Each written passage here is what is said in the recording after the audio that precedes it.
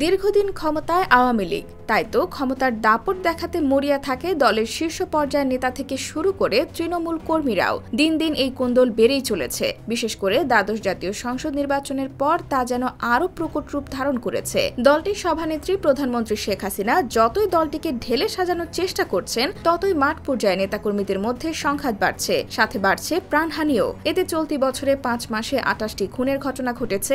এছাড়া এই সপ্তাহে বুধ ও বৃহস্পতিবার 2 দিনে রাজশাহী, চাঁপাইনবাবগঞ্জ ও নারায়ণগঞ্জে 3 জন আওয়ামী লীগ নেতা খুন হন।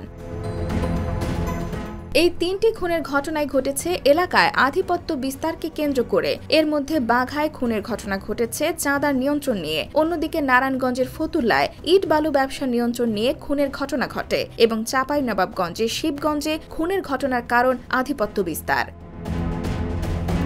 এদিকে 2009 সালে ক্ষমতায় আসার পর আওয়ামী লীগের 2 জন সংসদ সদস্য খুন হয়েছেন। সর্বশেষ কলকাতায় খুন হন আনোয়ারুল আজিম। এই হত্যাকাণ্ডের ঘটনায় জেলা আওয়ামী লীগের সাধারণ সম্পাদক সাইদুল করিম ও সমাজ কল্যাণ সম্পাদক কাজী কামাল আহমেদকে গ্রেফতারের ঘটনায় বিব্রত আওয়ামী লীগ। অন্যদিকে 2022 সালের 24 মার্চ রাতে রাজধানীর শাহজাহানপুরে আওয়ামী লীগ নেতা জাহিদুল ইসলাম ওরফে টিপুকে গাড়িতে থাকা অবস্থায় গুলি করে হত্যা করা হয়। এই ঘটনায় 33 আসামিদের প্রায় সবাই আওয়ামী লীগ, যুবলীগ ও ছাত্রলীগের নেতা।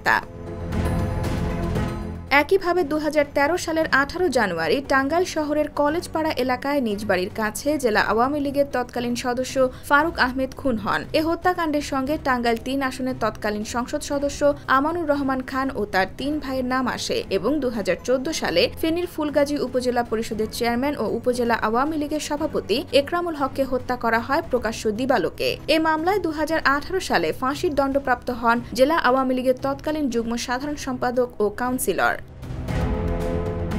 এতে অভ্যন্তরীণ কোন্দলে জর্জরিত ক্ষমতাসীন আওয়ামী লীগে খুনোখুনির বিষয়ে আওয়ামী লীগের নীতি নির্ধারকরা বলছেন, অভ্যন্তরীণ বিভেদ এমন পর্যায়ে পৌঁছেছে যে রাজনৈতিকভাবে এর সমাধানের কোনো পথ তারা খুঁজে পাচ্ছেন না।